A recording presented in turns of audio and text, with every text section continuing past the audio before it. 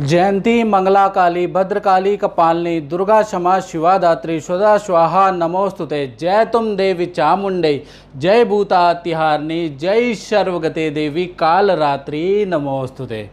जय माता दी मित्रों, मेरा नाम पंडित प्रकाश जोशी। स्वागत है हमारे YouTube चैनल एस्ट्रोवाज में। फेसबुक में देख रहे हैं तो भी आपका स्वागत है। मित्रों, आज हम चर्चा करने वाले हैं शारदीय नवरात्रे कब से कब तक रहेंगे, घट स्थापना की विधि क्या है, मुहूर्त क्या है। साथ ही साथ हम चर्चा करेंगे कि बीसा यंत्र का क्या महत्व होता है नवरात्रे के अंदर और क्या प्रयोग करके आप अपनी बाधाओं को ख़त्म कर सकते हैं। तो ये प्रोग्राम पूरा का पूरा ज़रूर देखिएगा। सबसे पहले हम जानते हैं कि शारदीय नवरात्रे जो हैं 7 अक्टूबर 2021 से प्रारंभ हो रहे हैं और 15 अक्टूबर 2021 तक रहेंगे, यानी 15 अक्टूबर को विजयादशमी होगी। साथ ही साथ इस बार के जो नवरात्रे हैं वो 8 दिन के रहेंगे। 9 अक्टूबर को चंद्रघंटा और कूष्मांडा दोनों देवियों की पूजा एक साथ की जाएगी, यानी कि दोनों की तिथियां एक साथ आ रही है। चलिए सबसे पहले सारणी में जानते हैं कौन सा नवरात्रा, कौन सी देवी की पूजा किस दिन किस डेट को कर सकते हैं। 7 अक्टूबर को शैलपुत्री की पूजा की जाएगी, उसी दिन ही घट स्थापना भी होगी। 8 अक्टूबर को देखा जाए तो ब्रह्मचारिणी की पूजा की जाएगी। 9 अक्टूबर को चंद्रघंटा और कूष्मांडा दोनों की पूजा की जाएगी। 10 अक्टूबर को स्कंद माता की पूजा की जाएगी। 11 अक्टूबर को कात्यायनी की पूजा की जाएगी। 12 अक्टूबर को माँ काल रात्रि की पूजा की जाएगी। इसी तरह से 13 अक्टूबर को माँ गौरी की पूजा की जाएगी। 14 अक्टूबर को सिद्धिदात्री की पूजा की जाएगी। 15 अक्टूबर को दशहरा है, यानी विजयादशमी। अब हम चर्चा कर लेते हैं कि घट स्थापना कब होनी चाहिए, क्या उसका सटीक मुहूर्त है, इसके बारे में चर्चा कर लेते हैं। तो घट स्थापना 7 अक्टूबर 2021 में की जाएगी। घट स्थापना का शुभ समय है सुबह 6:17 से लेकर 7:07 तक आप अपने घर के अंदर घट का स्थापन कर सकते हैं। और कैसे करना है वो मुझे बताने की ज़रूरत नहीं, आप करते हैं तो आपको मालूम है। अब देखते हैं कि नवरात्रे के अंदर क्या पूजा विधि और सरल पूजा विधि, बिना ब्राह्मणों के पूजा विधि, वो मैं आज चर्चा कर लेता हूँ। सबसे पहले आपको नवरात्रों के दिन सुबह उठकर स्नान आदि के कार्यों से निवृत्त होके सबसे पहले घर के अंदर गंगा जल की शुद्धि 9 के 9 दिन करनी है, यानी कि गंगा जल आप छिड़काव करें घर के अंदर। पहली चीज़ ये करनी है। दूसरी चीज़ आपको क्या करनी है कि घर के अंदर मंदिर के अंदर दीपक जरूर जलाना है 9 के 9 दिन। और तिल का दीपक नवरात्रे में बहुत शुभ होता है, तो तिल के तेल का दीपक जलाएंगे तो अति उत्तम रहेगा। तीसरी चीज़, माँ दुर्गा का डेली जब भी आप पूजा करने बैठे तो उनकी जो प्रतिमा है, उनकी जो तस्वीर है, उसको गंगा जल से पूजा करने से पहले उसको साफ़ करें या फिर अभिषेक करें। अगर मूर्ति घर में स्थापित करी है तो अभिषेक करें। यदि आपने कोई तस्वीर घर के अंदर स्थापित की है तो आप उस गंगा जल से उसको ज़रूर साफ़ करें, याद रखिएगा। चौथी चीज़ आपको क्या करना है, जब भी आप पूजा करेंगे तो पहले दीपक और धूप जलाएंगे। उसके बाद माँ को आप अक्षत चढ़ाएं, आप सिंदूर चढ़ाएं, लाल पुष्प चढ़ाएं और घर का बना हुआ कोई भी प्रसाद आप 9 के 9 दिन ज़रूर बनाएं, चाहे हलवा बनाएं, खीर बनाएं, कुछ भी 9 के 9 दिन कोई ना कोई हल्का फुल्का प्रसाद आप बना के रखें। और याद रखिएगा, बहुत सी गृहिणियाँ, बहुत से भाई बहन सारे 9 के 9 दिन के व्रत नहीं रख पाते हैं, तो ऐसे में दुर्गा सप्तशती में विधान है कि पहला व्रत और अंतिम व्रत आप कर सकते हैं। और अगर आप बिज़ी हैं, 9 के 9 दिन प्रसाद नहीं बना सकते हैं, माता को भोग नहीं लगा सकते हैं, और ऐसे में आपको क्या करना चाहिए, पहले दिन भोग लगाना चाहिए और अंतिम दिन यानी कि 9वें दिन या अष्टमी मानते तो 8वें दिन आपको माता रानी को भोग में प्रसाद जरूर चढ़ाना है, ये याद रखिएगा।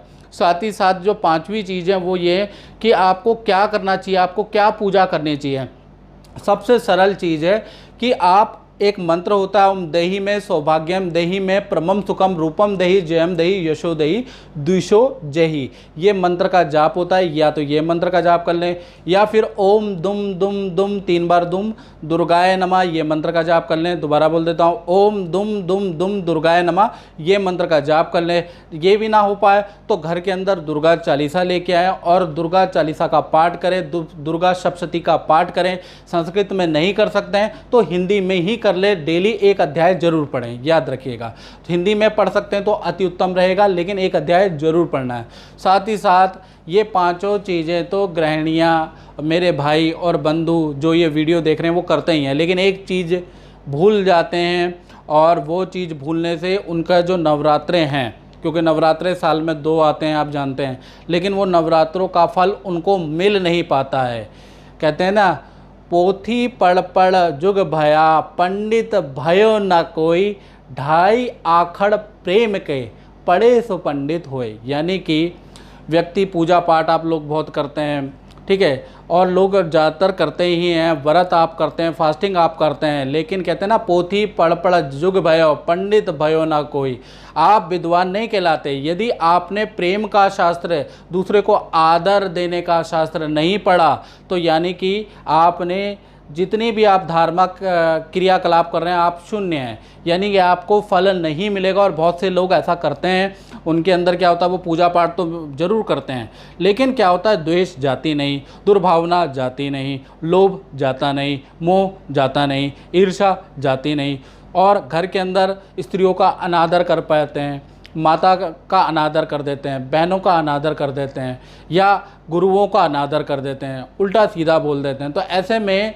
उन गुरुओं का, उन बहनों को तो थोड़ा हार्टी होता है, इससे ज़्यादा कुछ नहीं जाता मित्रों उनका। लेकिन आपने जो 9 दिन माता की पूजा की है, या डेली जो आप पूजा कर रहे हैं, उसका फल ही नहीं मिलेगा। फिर अंत में आप कहेंगे कि पूजा पाठ से कुछ नहीं होता, क्योंकि जाकी रही भावना जैसी तो उसने वैसे ही मूरत देखी है। यानी कि जैसी आपकी भावना रहेगी तो वैसे ही प्रभु के आपको दर्शन होंगे, ये तो सीधी सी बात है। तो इसलिए आपको याद रखना है कि नवरात्रों में आपको, जब भी आप नवरात्रे रखें तो स्त्री से बिल्कुल ना उलझे, माता से का सम्मान करें, बहनों का सम्मान करें, याद रखिएगा, तो आपको अच्छा फल मिलेगा।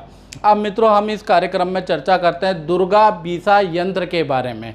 यानी कि दुर्गा सप्तशती के अंदर देखा जाए तो 4थे अध्याय के अंदर और 17वें श्लोक के अंदर ये वर्णन किया गया है कि दुर्गा बीसा यंत्र यदि व्यक्ति अपने पर्स में रखता है, अपने घर में रखता है, अपने दुकान के अंदर रखता है, तो समस्त बाधाओं से मुक्ति होती है, बुरी नज़र से मुक्ति होती है, वाणी बुद्धि उसकी ऐसे व्यक्ति की प्रखर हो जाती है, मानसिक तनाव और दुविधाओं से मुक्ति होती है, कार्य की बाधा नष्ट होती है। ये दुर्गा सप्तशती के 4थे अध्याय के 17वें श्लोक के बारे में लिखा हुआ है।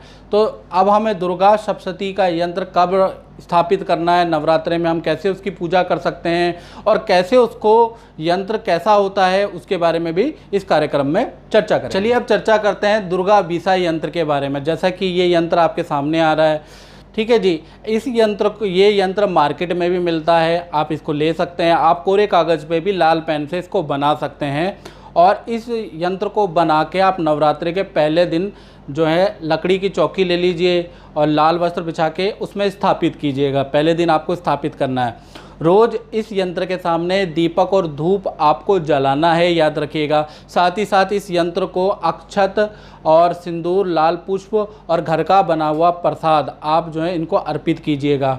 चाहे तो अगर आपको सुबह अगर टाइम नहीं मिलता है तो रात को 9, 10, 11 बजे भी इसकी पूजा की जा सकती है। साथ ही साथ इसके सामने एक मंत्र का जाप आपको जरूर करना है, ओम दुम दुम दुम दुर्गाय नमः। इस मंत्र की एक माला यानी 108 बार मंत्र का जाप करना है। दुर्गा बीसा यंत्र से प्रार्थना कर लेनी है कि किस कार्य के निमित्त आप ये पूजा कर रहे हैं, इस यंत्र की स्थापना कर रहे हैं, बीमारी से मुक्ति, क्लेश से मुक्ति, नौकरी में वृद्धि, कारोबार में वृद्धि या उज्ज्वलों से मुक्ति, तो ये हाथ जोड़ के आपको प्रार्थना करनी है। उसके बाद आपको विजयादशमी के दिन इस यंत्र को उठा के आप दुकान में स्थापित कर लीजिए, मकान में स्थापित कर लीजिए, पर्स में रख लीजिएगा, और डेली बस इसके सामने थोड़ा दीपक और धूप जलाएंगे तो यकीन मानिए दुर्गा सप्तशती के अनुसार आपकी समस्त बाधाओं का नाश होगा। तो ये करके देख लीजिएगा। तो इस कार्यक्रम में मित्रों बस इतना ही, मुझे दीजिए इजाज़त। जय माता दी मित्रों।